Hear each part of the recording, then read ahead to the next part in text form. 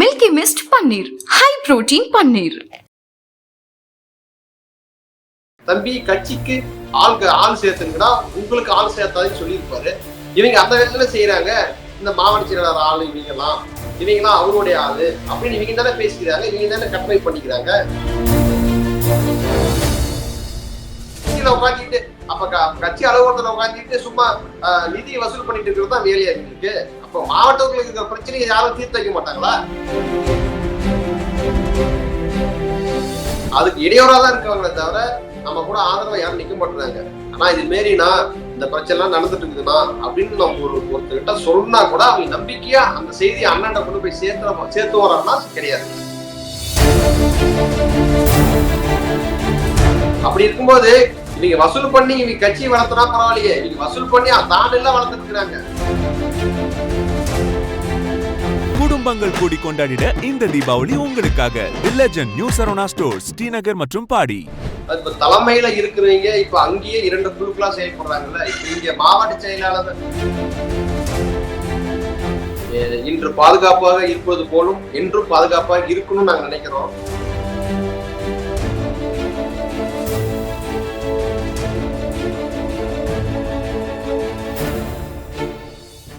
மின்னம்பலம் நேர்களுக்கு வணக்கம். சமீப காலமா நாம் தமிழர் கட்சியிலிருந்து நிர்வாகிகள் விலகி கொண்டே வருகிறார்கள். அந்த வகையில நாம் தமிழர் கட்சியுடைய வீர தமிழர் முன்னணியைச் சேர்ந்த சேலம் மாவட்ட செயலாளர் திரு வைரம் அவர்களும் தன்னுடைய அடிப்படை உறுப்பினர் பதவி முதற்கொண்டு விலகி இருக்கிறார் நாம் தமிழர் கட்சியிலிருந்து. அவரிடம்தான் நாம் பேச இருக்கின்றோம். வணக்கம். நலமா இருக்கீங்களா? இவ்வளவு வருஷமா பயணிச்சீங்க, இப்ப நீங்க வெளியில வர்றீங்க. நீங்க சொல்ற காரணம் சரியானதா இருக்குதா? என்ன உங்களுக்கு சீமான் அவர்கள் மேல என்ன உங்களுக்கு கோபம் இருக்கு? இப்ப நிறைய நிர்வாகிகள் விலகிட்டே இருக்காங்க, எல்லார்கிட்டையும் பேசுறீங்க. என்ன கோபம் இருக்கு? எந்த இடத்துல சீமான் அவர்கள் தப்பு பண்றாங்க அப்படின்னு நீங்க நினைக்கிறீங்க? இல்ல அதுதான் இப்ப காரணமே இல்லாம அண்ணன் நீக்கிறாரு இல்ல. ஏன் காரணம், எதுக்காக நீக்கிறாருங்கிற பதில் இப்ப ஒரு நபரை நீக்கிறாரு அப்படின்னா அந்த நபர்கிட்ட அண்ணன் முதல்ல விளக்கம் கேட்கணும். அண்ணன் தொடர்பு போய், தம்பி என்னடா பிரச்சனை உனக்கு, ஏன் இது மாதிரியான தவறான செயல் பண்ணிட்டு இருக்கிற, என்ன பிரச்சனை உனக்கு, கட்சிகளை ஒழுங்கா செய்யும், முதல்ல ஏதாவது பிரச்சனைனா அண்ணன் சொல்லு அப்படிங்கிற வாதத்தை அண்ணன் வைக்கணும். ஆனா அந்த இடத்துல அண்ணன் பேசவே மறுக்கிறாரு. அப்ப என்ன மாதிரி தம்பிகள்லாம் எப்படி நாங்க உற்சாகமா வேலை செய்ய முடியும்? இப்ப எனக்கு நான் ஒரு பொறுப்புல இருக்கும்போது ஒரு பிரச்சனை நான் சந்திச்சிருவேன். எனக்கு கீழே இருக்கிற என்ன நம்பி வந்திருக்க பசங்க பொறுப்பே இல்லை, இந்த கட்சியில உழைச்சிட்டு இருக்காங்க, அங்கீகாரம் இல்லாம இருக்காங்க. இப்ப அவங்களுக்கு ஏதாவது பிரச்சனைனா யார் தீர்த்து வைக்கிறது? அதான் நான் முன்ன சொன்னது போலதான், ஒரு மாவட்டம்னா அந்த மாவட்டத்துல அதிகாரம் மிக்க நபரா மாவட்ட செயலர் நீங்க நியமிச்சிருக்கீங்கன்னா அவருக்கு அதிகாரம் முழுக்கமா கொடுக்கணும். அவர் சொல்றதான் கேட்கணும். இங்க அதை விட்டுட்டு இங்க தலைமைக்கும் ஒரு தகவலை சொல்லிக்கிட்டு இப்ப எங்களுக்கு ஒரு தகவல் வருது அப்படின்னா இங்க முரண்பட்டெல்லாம் கருத்து வேறுபாடு இருக்கு. அப்ப அண்ணன் இதெல்லாம் பேசணுமா இல்லையா, கேட்கணுமா இல்லையா? அதை கேட்க மாட்டாரு. இப்ப நாங்க ஒரு பிரச்சனையை சொல்றோம் அப்படின்னா அந்த பிரச்சனையை தீர்வு தான் அண்ணன் சொல்லணும். இப்ப அதை சொல்ல மாட்டேங்கிறாரு, அதை சொல்ல மறுக்கிறாரு. அதை ஏன் மறுக்கிறாருன்னா நாங்க சொல்லக்கூடிய செய்தியை கொண்டு போய் சேர்த்த மாட்டுறாங்க. இப்ப கட்சிக்குள்ள ஒரு பிரச்சனை வருதுன்னா எதனால வருது? அண்ணா இவன் வேலை ஒழுங்கா செய்ய மாட்டானா, அவங்களுக்குள்ள கட்டமைப்பு பண்ணிட்டு இருக்காங்க. நீங்களே பல மேடைகள்ல அண்ணன் பேசியிருக்காரு, கேட்டிருப்பீங்க. அண்ணன் பல மேடைகள்ல பேசியிருப்பாரு. தம்பி கட்சிக்கு ஆள் சேர்த்துங்கன்னா உங்களுக்கு ஆள் சேர்த்தாதுன்னு சொல்லியிருப்பாரு.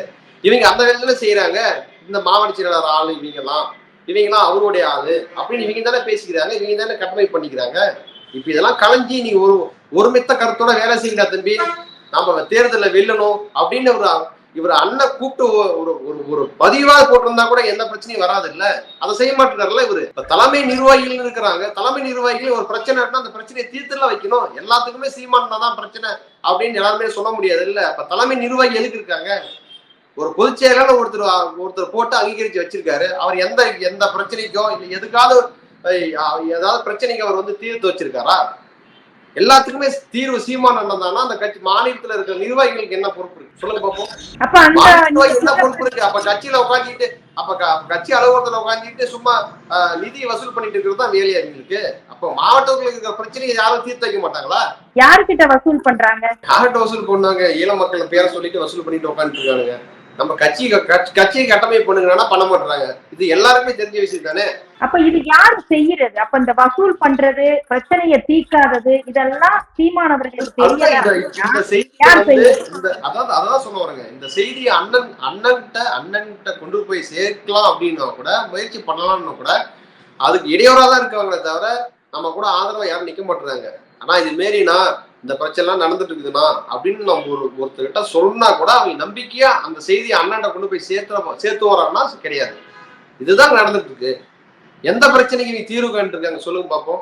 8 வயசாலைக்கு வந்து அண்ணன் கைதாகி 15 நாள் இங்க சேலத்துல இருந்தாரு.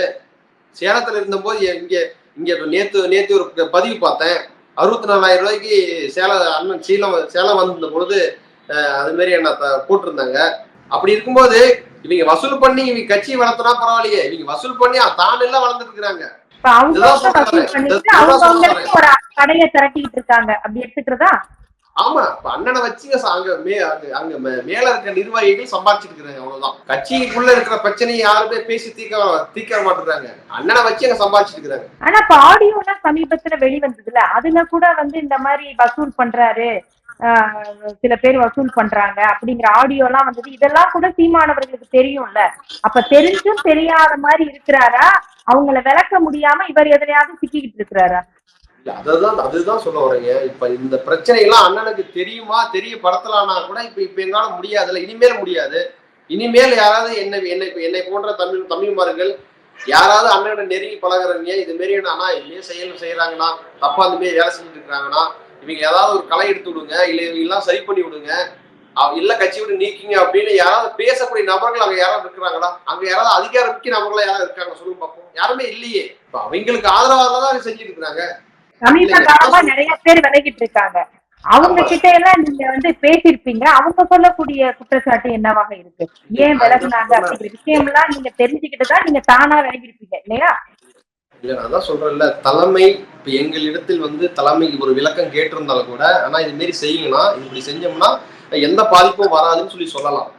அது இப்ப தலைமையில இருக்கிறவங்க இப்ப அங்கேயே 2 குழுக்களா செயல்படுறாங்கல்ல. இப்ப இங்க மாவட்ட செயலாளர் அதிகாரம் மிக்க ஒரு நபரா இருக்கும்போது எங்களை கேட்காம இங்க ஒரு சில சட்ட சிக்கல்கள் இருக்குது அப்படின்னா அதை எங்களை கேட்டுல செய்யணும். அதை செய்ய மாட்டுறாங்க.